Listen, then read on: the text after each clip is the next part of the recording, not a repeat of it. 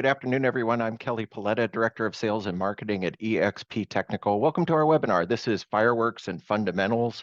We're going to be talking about cybersecurity essentials in the era of artificial intelligence. Bear with me here. We have a great guest speaker joining us today. I have a few administrative announcements at the top here, and I'll run through those, and then we'll introduce our speaker. So one thing that I want to mention is that this will be an interactive presentation. You're welcome to submit questions as we go here. You can submit questions via the chat feature or Q&A in Zoom in your interface. And I think the difference is if you use Q&A, your questions will be confidential and we'll just go to the panelists today. Whereas if you use the chat session, questions will be visible to everyone in attendance, but use either, that's fine. We'll try to take questions in line as we go here. And one question that always comes up is this event being recorded?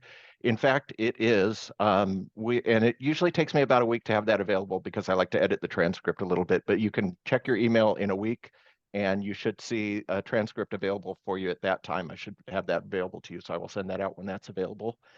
And then real briefly, for those of you that are not familiar with eXp Technical, we provide IT support to hundreds of small and medium-sized businesses all across the Pacific Northwest. This isn't intended to be a sales pitch, but if you do need IT support services, feel free to connect with me directly, and I'd be happy to help you out in that regard. And that's probably, if I'm sticking to my agenda here, a good time to introduce our guest speaker. So joining us today is Benn. And Eva is, I'm going to turn off my panel here. So Eva is a program manager for offensive security at Microsoft. She's the founder of Women in Tech Global. She's currently on the leadership board for Women in Cybersecurity, the Western Washington affiliate. She is a CISSP and a certified ethical hacker. Eva brings a wealth of technical depth and knowledge, as well as a lot of real world expertise to our session here today. So Eva, welcome. And I think your camera may be off. I might have turned you off for a second there. Yes, I can turn it back on. Okay, let me see if I can figure out how to share your video. I'm sorry, I muted you. These things never happen in the dry run. Well, and Eva, if you don't mind, I'll ask you a question, and you can speak a little bit while I'm troubleshooting your video here. And that is, can you tell us a little bit about your role at Microsoft and what it is that you do there? And while you're doing that, I'll troubleshoot your video and get you connected as well. Fabulous, fabulous. Happy to. Well, first off, thank you so much for having me. It's a pleasure to be here. And oh, hold on. I think there this you are. worked. I think we were All able right. to work. Thanks everyone for your patience with that. So go ahead, Eva. Yeah, absolutely. So I am on the offensive security team that supports the Azure Agent platform, the whole kind of platform, the underlying platform under Windows, as well as the cloud and the edge technologies, as well as all of the devices and gaming. So our scope is large, and we arguably support some of the Microsoft most critical products and services. And our team, being an offensive security team, approaches assessing our security posture from the lens of real attackers. So we strategically select a representation of critical services to target, emulating real threat actors out of the real world and identifying vulnerabilities within our services and mitigating the risk before actual attackers have the opportunity to exploit them. And more importantly, something that I'm very proud of that I'm working on, while we are targeting just a subset of services because of the large portfolio under our purview, we are learning from these vulnerabilities to actually apply risk mitigation strategies across our broader portfolio. So it's a very interesting, very dynamic space with lots of responsibilities, but also lots of great impact. Right. And for our audience, they are mostly business leaders in small and medium-sized businesses, but this relates directly to their world in the sense that you are protecting the environment in which some of the perhaps hosted services that they use run. 100%, 100%. Yeah, I think that we are the backbone of Azure. So I can assure you we take security very, very seriously. No doubt. And yeah, so there is one thing that I want to interject here. Let me see if I can do this too. Again, bear with me through the technology, but I'm curious too. We're going to launch a poll and ask our audience a poll question. So if I did it correctly, a poll should have popped up, and I'll just give it 20 or 30 seconds here. It has no real bearing on the conversation, but might inform some of our discussion as we go here. And the question, I'm not sure if you can see it, Eva, but it is, I can see it. what are the I can actually participate. Sure, please do if you choose to. But the question is, what are your top AI related cybersecurity concerns? And I'm reporting back, here's what I see is that 73%, it's changing as we go here, but the overwhelming majority of people are saying AI assisted phishing and social engineering. Uh, Fighting it out for the number two spot are unintentional data leakage. I think that's probably the number two spot. So I'll give the poll another maybe 5 seconds and we'll close. We'll end that and share results, and that should, people can see now on their screen the results here. So we had 76% AI-assisted phishing, social engineering, unintentional data leakage, and then some data poisoning, AI abuse, evasion attacks. Some of those might not be as familiar to people, and we'll address some of those as we go on here. And kind of shifting gears, we're at the dawn right now of a new era in technology. And, it's all, I don't mean to be hyperbolic, but it really does seem like this is a significant change from everything that's come before with the introduction and widespread adoption of AI.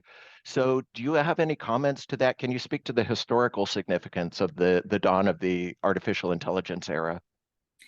I think that with the risk of sounding like a broken record, I think over the past year, virtually every keynote at every event has been around AI, including some of the keynotes I've delivered. And primarily, I think we've talked a lot about we are we are really at a historical moment where just like some of the big technology advancements over time have disrupted our lives, now with AI in the picture, our lives are yet being disrupted once again. And pretty much everything we know is not going to be the same. Now, I do argue that while we can compare this technology advancement to similar big advancements such as the internet, such as the rise of personal laptops, right? They're disruptive in similar fashion. However, AI is a very different beast. It's different from everything we've seen so far because unlike everything we've seen in the past that's built with code, AI is built on data. So there's certain security implications as well as, privacy and ethical verticals that we need to consider when it comes to the adoption of AI. And I think that this is specifically pertaining to security and how we approach security. And there are some things that we need to reconsider when it comes to AI. So this is just my kind of initial answer to this. We can dive into more detail. I don't want to sound like a broken record. Sure, but and it's brand new, right? I mean, I was thinking this morning about how we approach cybersecurity, and we've got, like you mentioned, personal computers. We've got about 40 years of experience in securing personal computers, and we've got about 25 or 30 years of experience securing internet connected devices. And I know it changes all the time, but AI has been out in the wild for just about a year now. Yeah. And its availability integrated into the applications that we use has been available for days or weeks or months. So it's a rapidly changing world, correct? Yes. So AI and machine learning technologies are not new, as you know, and I want to make sure we're acknowledging them. However, they are new to the majority of the population on this planet, and we've never seen them used at the rate and scale they're being adopted today. I mean, quite frankly, is insane the rate of adoption we've seen over the past year. So therefore, it's very normal for all of us to have certain levels of anxiety as it comes with any other change, especially such a rapidly evolving change. However, we can't let this uncertainty paralyze us, right? I think as security professionals, there is a lot of opportunities for us to leverage AI to to get ahead of attackers and to turn the tables in our favor. Uh, and there's also a lot of productivity opportunities. I mean, this is actually the unique value proposition of AI that really helps us do things faster, that helps us, kind of eliminate or minimize the human effort in some of the tasks that we can automate with AI and artificial intelligence. So the value proposition is definitely there. However, the fears and the rapid adoption are not unfounded as well, right? As we are still learning this to navigate this new landscape, it's very common to, to have the fear of the unknown. And so that's what we're all trying to navigate here.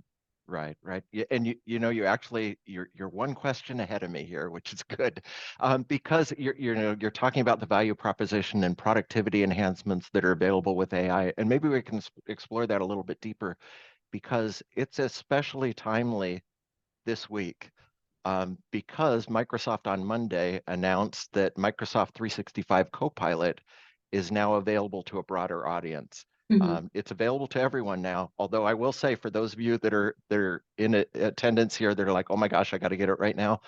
The only caveat is that you have to pay up front for an entire year. So I'll warn you about that. But when it was released in November, it was only available for enterprise clients, and you had to buy 300 seats at a time. And now small businesses have access to it, and it's available in any quantities that you choose. And it's an add-on to certain Microsoft 365 licenses. But can you speak to, this isn't intended to be a Microsoft 365 pitch, but can you speak to some of the productivity, some of the ways that AI can help us with productivity? Mhm. Yeah, absolutely. So I can certainly address that. Before that, I want to make a disclaimer. I don't work for the M365 product, Right. so I can't make educated announcements on behalf of Microsoft and M365. However, I can comment generally on the productivity advancements as well Yes. as some of the security benefits from adopting some of these Microsoft products. So AI, as I mentioned earlier, is a tremendous productivity enabler, and it does allow us to do more with less. So copilots, the whole purpose of copilots is exactly that, to help us be more efficient, to help us offload some of the tasks that we can to AI, so we can do more, we can be more productive, we can get more out of the resources. I think the key benefit of utilizing Copilot, such as the Microsoft Copilot and its various forms, is that you are not just leveraging that platform and the product. You are also leveraging the whole security team, the whole research behind it, and being able to take advantage of these AI benefits securely and without having to try to figure this out locally, which has its own challenges, right? When you're trying to use AI in a small business, particularly, I would highly encourage you to take advantage of some of these enterprise products, because there is a lot of research, a lot of resources, and a lot of security investments that are done in this to ensure that you can leverage AI effectively and securely. Because when we think about AI and trying to use it locally, there are a lot of additional security pivots that we need to think about when implementing it, around authentication, input validation, securing the data, securing the underlying models, et cetera, et cetera. So I think that this is the unique value proposition here, that we are not just buying the product, we are also buying the security team, the research team, and everything else behind it. And that's a great answer. And I wasn't intending to go into this so early, but I'm going to jump into this one right away here, because you kind of addressed that, is that when you're using, one of the things that artificial intelligence is really good at is retrieving data. And when you're using and this is not just Microsoft 365 Copilot, but a lot of artificial intelligent assistants in general. When you're using that within your tenant or within your data, there are some great things about that because it really becomes like a true assistant, right? It can help you create Yeah. PowerPoint presentations, proposals. It also, and this came up in our last webinar, it also is very good at retrieving data. And presumably your SharePoint site is already locked down with the right appropriate permissions and controls around sensitive data. But for example, um, if you create a new team site that creates SharePoint data that might be restricted to maybe a strategic planning, the executives on a team, and AI gives you power to give somebody else in the organization perhaps power to query and search for that data, even if they don't know it exists. Am I correct about that, or can you speak to ways that people things that people need to be mindful of before they implement AI within their computing environment? Yeah, I think that that's one of the reasons why I highly advise small businesses to leverage big enterprise products for this, just because there are several different, like pillars that we need to think about differently when it comes to implementing AI. Securing that data, as you mentioned, right? How do we store that data? Where do we send this data? We have to understand that if we're just leveraging open source AI, such as ChatGPT, we're sending our data somewhere else. Do we Right. want that? Right? We have to be very, and usually, the most secure way to do this is to have your own AI instance, but this is not cost effective. It requires highly skilled, you know, personnel to manage that. So it's not really a feasible solution. Therefore, leveraging enterprise solutions and add-ons such as the Microsoft M365 Copilots would be your best bet. And I can only speak to Microsoft because I work for Microsoft. But obviously, I'm not trying to just you can definitely look at other cloud providers out there. I'm sure there are products that are just as that are kind of going after that same goal. But as you know, Microsoft is a primary investor in AI. We're heavily leaning on AI in everything we do, and we take security very, very seriously. So one thing that being on the team that secures some of the Microsoft critical underlying infrastructure for Azure, I can tell you that we're really taking that seriously. So that's one consideration, right? How do you secure that data? How do you ensure that you have proper input validation and this data set is not being poisoned? Like this is another thing that you need to worry about, which is again not very feasible for us to worry about if we're a small business. We have other things to worry about. We want to make sure that we have cost-effective operations. We want to make sure we're worried about our revenue and so forth. Another thing is also the models, the underlying models integrity, right? This is also something that we need to worry about. How do we ensure that these models cannot be compromised, that it can be bypassed with techniques such as jailbreaking and so forth. The other thing that is also a very interesting consideration when it comes to AI is and I talk a lot about this, is how do we secure the humans? I think you alluded earlier that humans will and always will be the weakest link in the organization. Mm-hmm. We do see like phishing continues to be a top attack vector for organizations. How do we ensure that AI actually is safe and does not carry out attacks against humans and can recognize bias, but also does not provide bias in its responses? And this is a whole nother kind of area that we can probably spend more than an hour talking. But yeah, these are just some things that we need to think about. And these are the big problem themes that big organizations such as Microsoft are addressing on a large scale for customers. So then you can do that for free and worry about your business. So can we even rise up above that a little bit and talk about some of the definitions? Because you mentioned jailbreaking. That's kind of an evasion sort of attack, if I understand correctly. But there are, and you mentioned introducing bias. I saw, unfortunately, I don't have the link, but I saw a site that someone ran in test a disinformation machine where it was, it was run in isolation, but it was surprisingly easy to trick AI into spreading disinformation. And I'm wondering if you can speak at a high level, just some of the definitions of some of the types of threats. Again, like you mentioned, jailbreaking or privacy threats, or some of the others that Mhm. people, just as a matter of definition, should be aware of. 100%. Yeah, I can briefly speak around this, and I'll actually go even a step further. I will share a link. So MITRE, which is an organization that aims to kind of track key attack techniques and their remediations.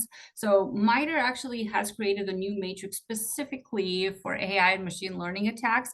So these are types of attacks that are specifically pertaining for machine learning technology. So I'll ping you a link. I highly recommend to anyone, whether you are in security or not, to be familiar with these, because these are lists that are and types of attacks and attack vectors that are constantly updated by leading security researchers. And it's very important for us to be aware, not just of the techniques and the tactics, but also how do we mitigate.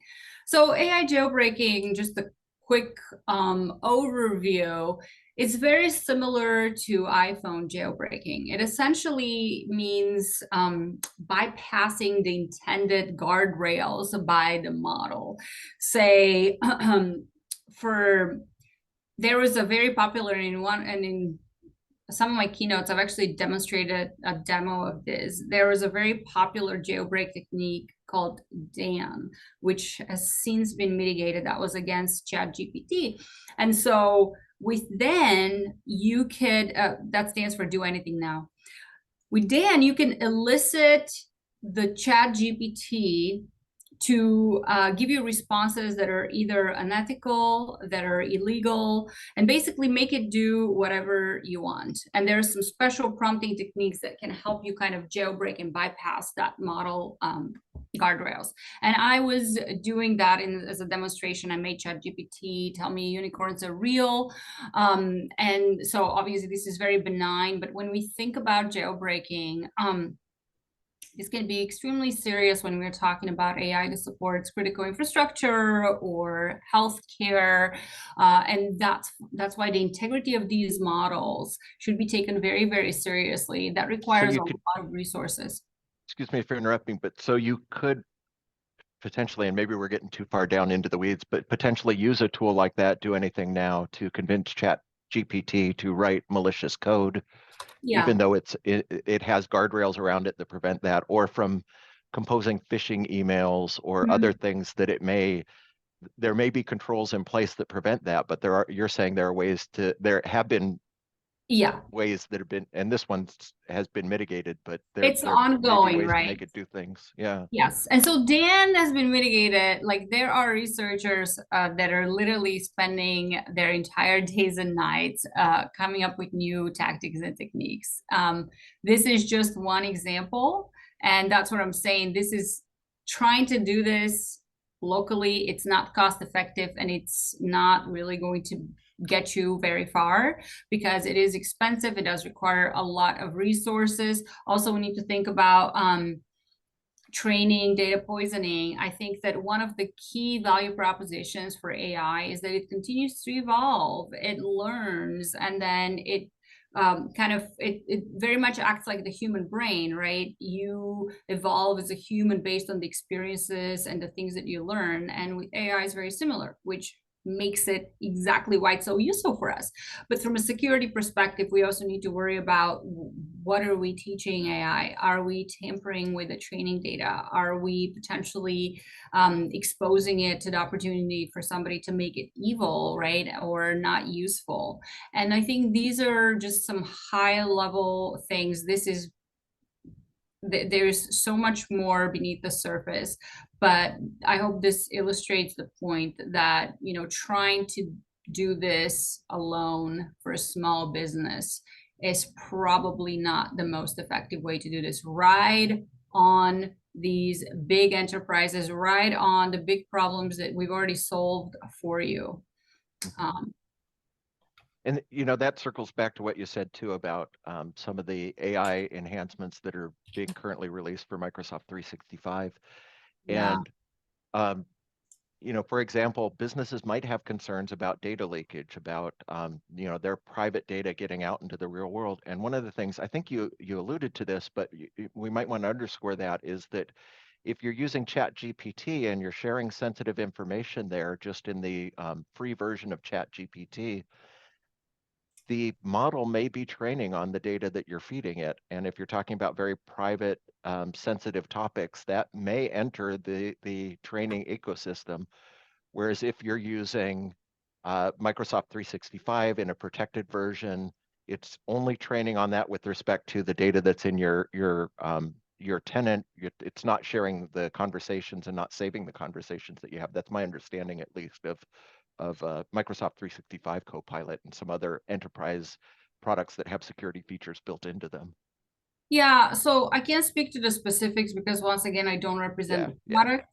However, one thing that I can tell you is that each customer's data adheres to all regulatory compliance and legal requirements for that customer, Mhm. and your data is secured within the cloud, and it's isolated as per your requirements. Now we have global customers that have very different regulations and requirements across the globe, and so one thing that you get is that by leveraging enterprise products such as Copilot, this using AI is made easy for you. And we do a lot extensive research on the use cases and some of the security threats and vulnerabilities that could, that could be anticipated, and we try to mitigate them for you ahead of time. And I'm not saying this again, I'm not a product person for Right, 365, right. but I'm not trying to sell you the product, but I'm trying to give you more efficiency guidance. If I was a small business, what are some of the decisions that I would want to make? I don't want you to feel that, oh my gosh, I'm falling behind. Am I using AI enough? You probably are. Just be very, very careful on implementing local local models, local instances, and trying to solve these problems on your own, because they're very complex and they do require a lot of resources and skill set. Sure. And that goes back to something that you posted on LinkedIn when you announced this. You said something about, imagine you have a Lamborghini or a Ferrari or something, and you have this, really exciting sports car that performs Mhm. very, very well.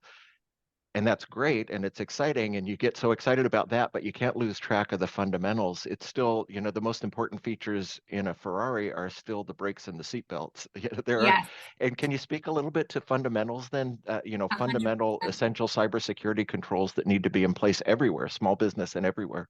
This is my favorite topic. And I think it's because it's very easy for us to get blinded by the sparkle of AI. It's sexy, it's cool, and it does enable us to do a lot of cool things. From a security perspective, it does make us more efficient. It also makes attackers more efficient, right? It is a tool. However, I think that many of us lose sight of let's have AI do everything for us, and we lose sight of the basic things that we need to do to actually stay secure. Even in the era of AI, our traditional security approaches still apply, and they're still very, very relevant. AI makes us more efficient, right? It is Mhm. a tool for efficiency. It can make us do the things that we already do more efficiently. However, AI, no matter how fancy it is, it's not going to solve your training and awareness program, right? Where you make sure your employees know what they need to do and they don't click on links and they don't, pick up random USBs off the floor. Um, Right, right. then we won't solve your MFA, right? If you have a single factor auth, good luck having AI solving this problem for you. If you're not on top of patching, I mean, like these are just simple things. A lot of, especially small businesses, often overlook patching because of possible downtime, productivity, even limited resources. There's multiple reasons. They're all valid, right? But I think that we can't rely on AI, that new shiny solution that makes us more efficient, to solve our basic problems. Just like what I said with the expensive car, with a Lamborghini or whatever it is, it can be super fancy. Like, I love my ambient light in my car, but if I'm Hmm. not wearing my seatbelt, right, it doesn't matter. If I get into an accident, the ambient lights and the fancy AI assistant is not going to help me. Hmm. So I really highly encourage small business owners and stakeholders to just think about your basic security strategy, and then leveraging and writing on economies of scale by using reputable products that are available on the market, and writing on their strategies and how they're using AI, versus trying to figure out, how am I doing this myself? Right, right. One thing, Joe, I have to just do a little bit of an asterisk. You do have to understand the benefits of AI. You do have to understand its threats. And that's why I'm actually trying to figure out how to send you this link here. Okay. I have it We- pulled up, but yeah, we can follow up with this. Yeah, I'll follow up that'll be in the email that follows this event. Yeah, so you do have to understand, because this would make you able to make informed decisions whether or not the ROI for implementing certain or adopting certain AI technologies within your business makes sense. However, for small businesses, I do not recommend trying to implement your own AI local models and trying to solve these problems on your own. Also, I think we need to think about, what do we allow our employees, right?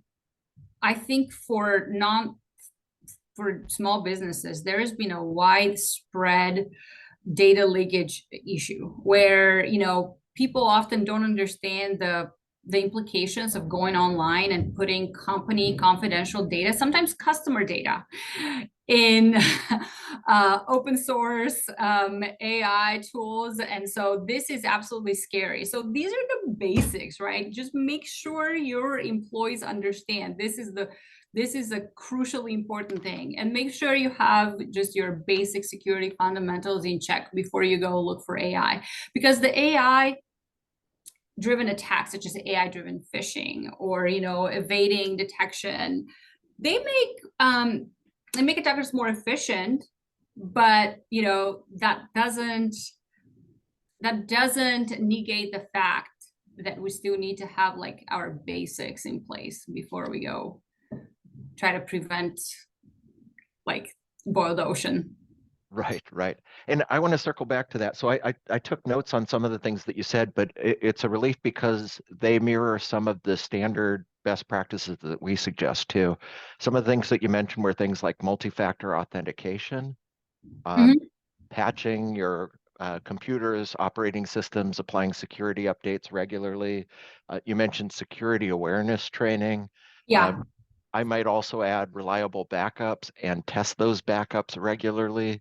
Mhm. Um, we often recommend to our clients endpoint detection and response, next-gen antivirus, and other, again, using enterprise tools, using standard products that are out there that are available, and enabling perhaps, and again, I don't want this to be a Microsoft pitch because we're agnostic too, but there are a lot of services that are available, for example, in Microsoft 365 Business Premium that are security controls as well that you can enable.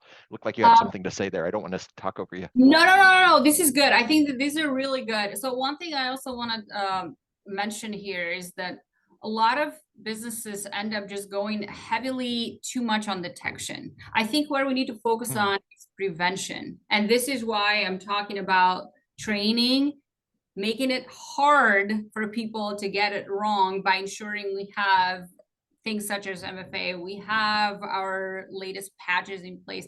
We also implement least privileged access, least privileged access, like just best security practices. Do you have everybody in your office an admin in your environment, or like on their machines? What do they have access to? right? Because like the humans again are the weakest link. It only takes one person with an admin access to have extremely serious consequences across your entire environment. Right. So these are some of the things that I would highly recommend that. And today, I think the world is moving, the world of security, unlike back in back in the day, is moving more towards like buying security as a service, as a part of a product offering versus trying to have your own local security team.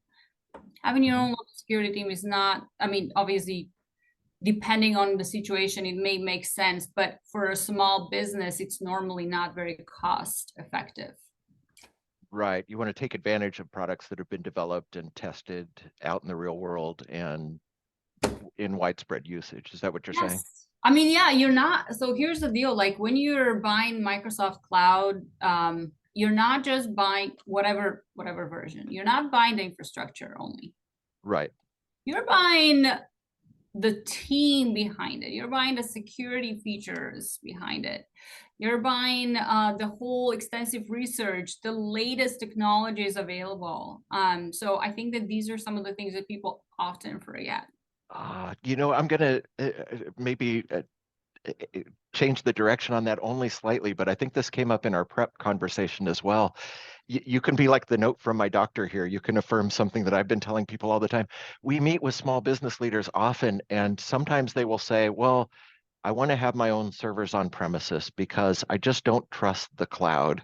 And I think that's one of the things that you're getting at is that it's very difficult to secure your own Exchange server or your own file server that's operating in a closet in your office with all of the layers of security. Maybe I'm speaking over you, but am I heading down the right direction? There are Yeah, so many layers of security in Azure infrastructure that you could never implement on your own in a small business in your office on yeah, premises. you're getting, I mean, just not just the user experience, right? Because if you have your admins that are administrating your environment, they're already writing on the research and the security features and some of the guardrails that already come with the Azure environment itself. But trying to, I think that I understand, right? There is an anxiety of release of control in Yes. certain cases, but we have to understand that we are not going to be ever able to protect our environment as well as our big enterprises such as Azure because we have a lot more resources, we have teams. And I mentioned we regularly assess the security of our environments from the lens of attacker. We are Right. actually emulating real sophisticated actors. And so these are things that small businesses can very rarely afford to do because they're very costly. Right. You're working on their behalf, whether they know it or not, in the development and security Exactly. stage, long before they ever Exactly. use your product. And I'm gonna insert EXP a little bit into the middle of that and say there are a couple of things that are relevant that we do at EXP. One is you might have seen on the intro video, we provide free security awareness training. There's an online course that many of the people in attendance have taken it, but it's available to everyone, and it's aimed at small businesses here in the Pacific Northwest. It's to help people identify phishing attacks and spear phishing and some of the current like voice cloning and QR code phishing and other contemporary threats as well. And it's completely free. So that's one thing that's available to people in attendance here. It's at academy.exptechnical.com. And forgive me for the commercial here. But the other two is that at EXP, some of what you're talking about is something that we do too, in that uh, one of the things that we work on is a right-sized approach to cybersecurity. And it often is leveraging enterprise tools, things that have been tested in the marketplace, but also helping our clients, understanding that there are limited budgets as well. And there are certain things that Boeing and Costco and Amazon can implement that are just not practical at a small business level. And so one of the things that EXP does with our clients is we work from a framework that identifies, are you in a highly regulated industry? Well, then there are certain controls that need to Yeah. be in place. You have maybe a larger appetite for risk? Then we can implement another, take a kind of a mid-level approach to cybersecurity. But it still comes back to what we don't want to do, and I guess this is the value, and I'm sorry to get into such a pitch here, but the value that EXP provides is that a lot of our people in attendance that are business leaders aren't cybersecurity experts, and so we try to help them discern what are the things that need to be in place, going back to those fundamentals, MFA, patch management, reliable backups, test your backups, train your employees, all of those things. And again, it looks like you're about to say something. So did you have something Oh, to add to no. that? I agree. I just want to, I think the reason why I'm mentioning this is because I have traveled quite a bit, have talked to people globally over the past year and small business owners. And this is really the one key thing that I always notice is that people just feel that AI will go solve all of their Oh problems yeah. and they don't need to worry about the basics. This is just a common misconception. And I'm not saying that the people here do have that misconception or subscribe to that, but I just want to make sure that I re-emphasize the importance of having just the basic strong security governance, training, awareness, and really adopt a security first culture, as cliche as this may sound. Mhm. So I want to acknowledge I have a couple of comments that have come in, and I want to also point out to our audience, you're welcome to pose questions. There were a couple of comments that came in through direct messages. One was unicorns are real. I think that was in response to your your jailbreaking analogy. And I someone do else, think so. you think so? And then somebody else commented that they were delighting in seeing me struggle with tech. So at least I performed some sort of a service today. But feel free to submit questions to from our audience. Feel free to speak up about that. Are there, I guess one question too is, in the work that you're doing, are you, how, this is just more of a curiosity question, but how are you weaponizing AI in the, in the offensive? If you're acting as an attacker, are you using AI in those attacks, and how are you doing that? And how is AI, well, maybe I'll shut up there. Can you speak to that at all about the ways in which you use a weaponized version of AI in some of your simulations and attacks? So there's a few kind of, I'll approach this more generally, because I obviously can't speak to the things that we do internally.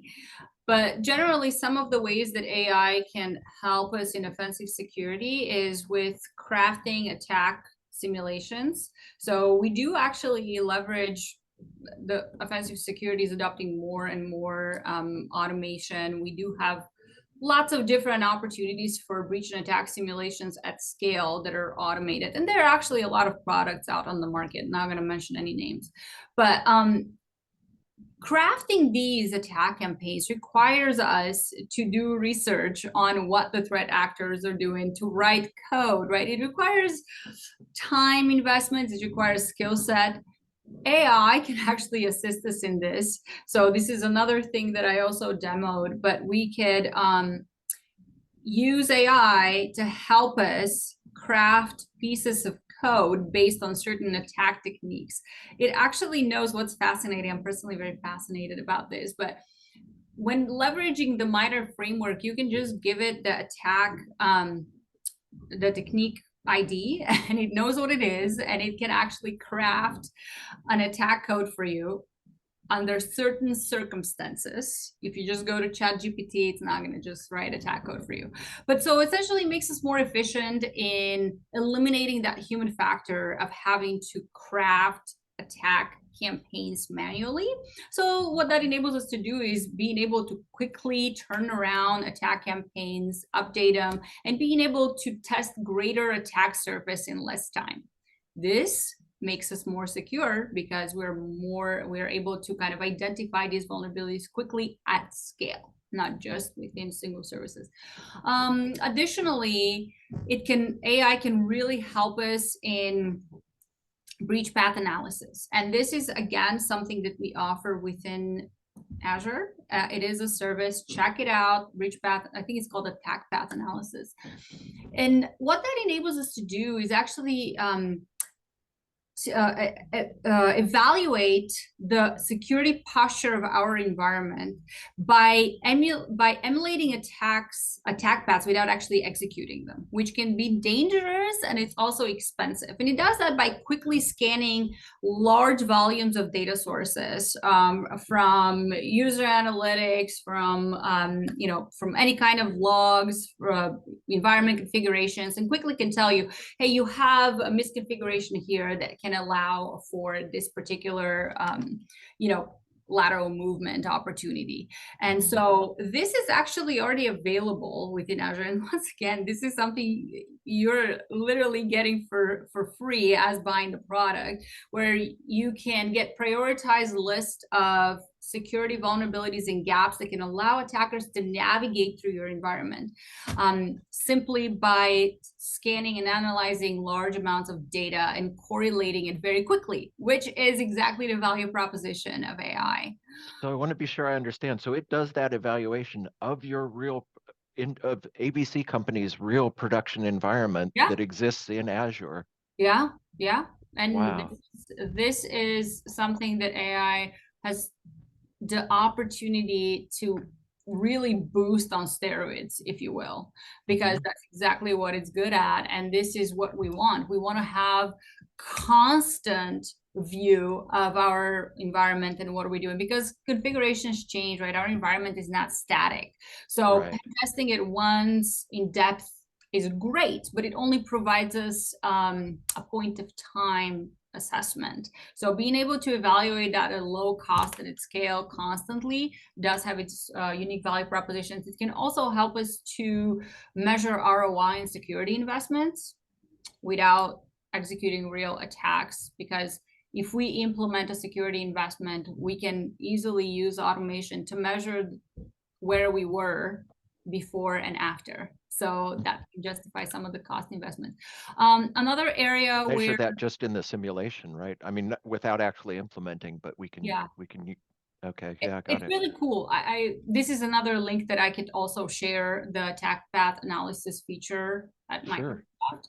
And again, this is something that continues to evolve. I think that we are only at the infancy of this field, and this is an opportunity for us to really get ahead of attackers, because it could enable us to very quickly and continuously figure out where we have gaps in our security, in our environments, and quickly fix them.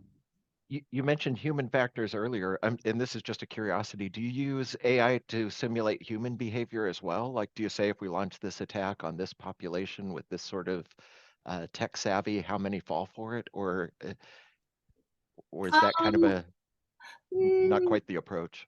to be frank with you, I definitely see an opportunity to use this for this use case. I think the use cases for AI are limitless. I mean, that's actually a really good, I'd say it's a very viable use case where you train AI to, adopt certain level of, you know, I guess to represent certain employee type, like whether that's going to be an admin or whether that's going to be just a general user, and then just see.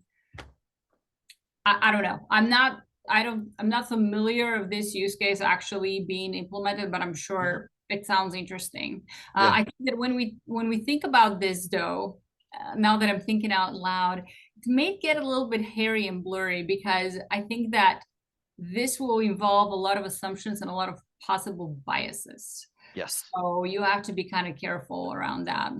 Yes. And I'll add one of my soapbox issues too, related to that, and that is that we provide security awareness training, but in an abstraction, you say this user is so savvy that they won't fall for that.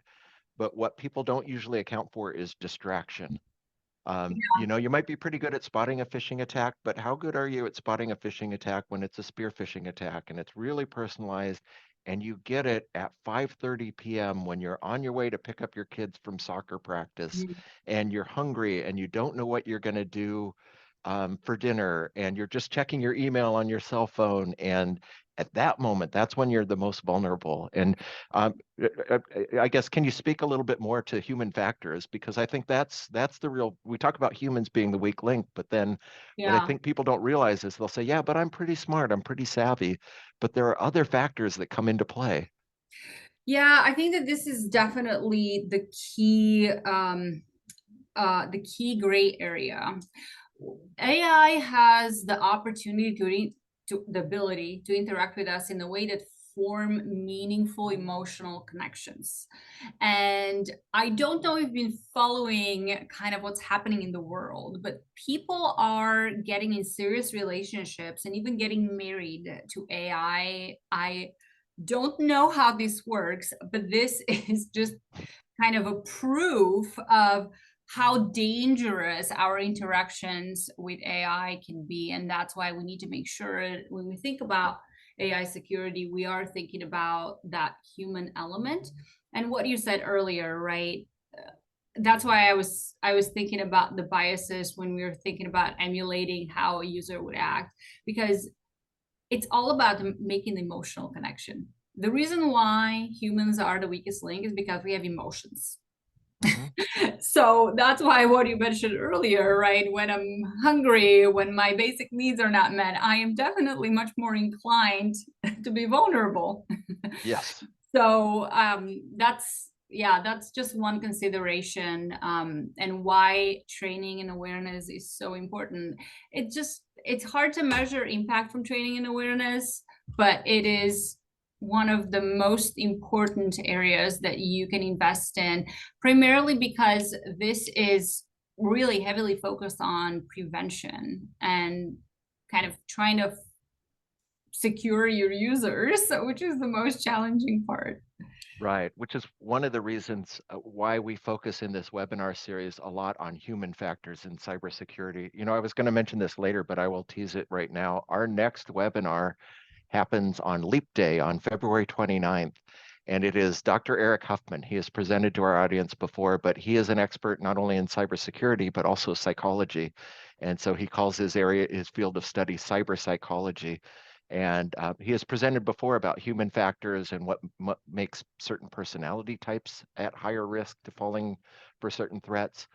But in our conversation coming up on February 29th, I think our focus will be on this new world of artificial intelligence and the psychology of artificial intelligence. So for those that are in attendance, mark your calendar. You'll probably be getting an invitation from me to attend that event too. So Eva, I want to change direction here a little bit and speak about diversity too. And you know, this goes back to the thing, you know, earlier I said we've had personal computers for 40 years and internet for 25 or 30. There is a lot of sort of stuck thinking that comes from that. And a lot of people that are attracted to careers in IT do so because there are established best practices and a lot of rules, and they like a world that has certain structure and certain format. And that tends to lead to a lack of diversity. And I suspect there are times where you are the only person in the room who is from Bulgaria, or you know, there may be times where you're the only person in the room who has a background in marketing. Can you speak a little bit to maybe to your career path and to diversity in tech and cybersecurity in general? Yeah, wow. Definitely, I think I find myself the only person in the room that has the same kind of like this unique characteristic of being Eastern European, a woman with non-traditional technology background. But I think that that is the beauty of having diversity, because everybody everybody's life experience shaped them differently, and that creates the opportunity for us to bring diversity of thought. We're trying to secure the world here. For us to secure the world, we need to represent the world, and the world comprises of many different types of people. I think that my background is not traditional. Growing up in Bulgaria, I did not have a computer. I honestly only thought careers with computers are for men. I thought that I just need to grow up and just look pretty and maybe, work in design or something like this.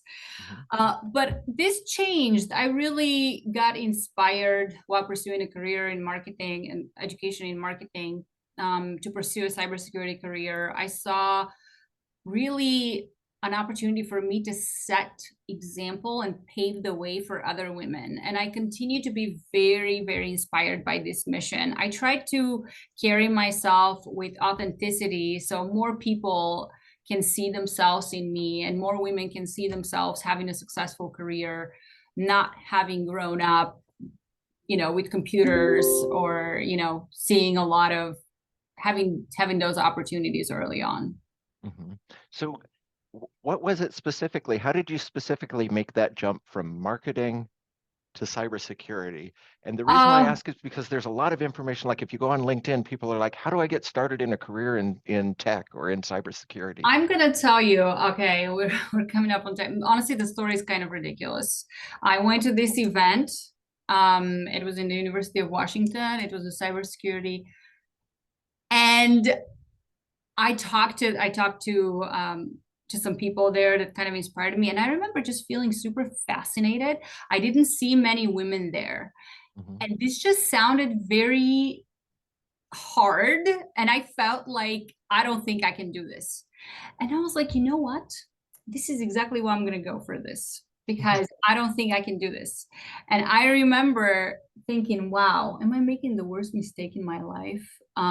Changing my career path, changing my education, because I mean, I was pretty clueless, but I didn't see many women that represent me there. Actually, there were really not that many women to start with, and so I decided, okay, challenge accepted. I always like to go for hard things, and ever since, it's been the best choice in my life. I love cybersecurity, and I want to see more women in cybersecurity.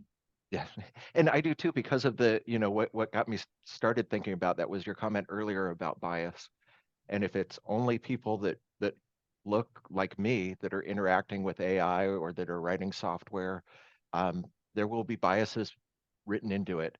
And if it's only people like me that are talking about these scenarios, there will be things that we just don't think about. And so Yeah.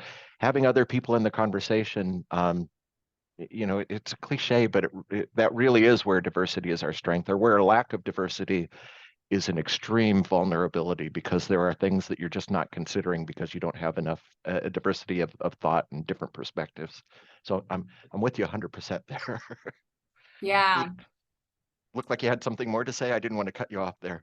No, you didn't cut me off. I just want to make it clear I'm super passionate about this topic. If anyone has, any interest or need any guidance on how to get into cybersecurity, I am always here available. Reach out to me on LinkedIn.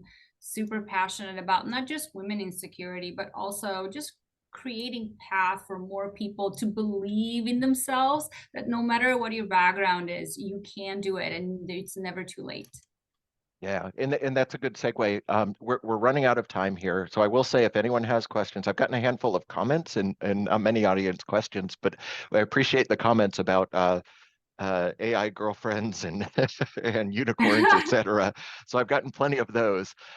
If you have questions, ask them now. But also to your last point, where can people find you if they want to learn more about what's next for you or your next event, or where can people connect with you in the virtual world? Connect with me on LinkedIn. That's the best way.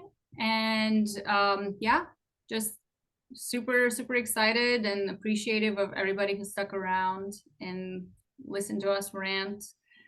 Happy to take some of the conversation offline if there are any specific questions. Exactly. And so what I will do, we're in the closing minutes here. So for people that are in attendance, I will, again, I'll follow up with an email that has a link to this event. Um, we will have links to, if you're okay with it, Eva, to your LinkedIn profile, if that's okay. Yeah. Your website as well. Are you okay with us sharing that information?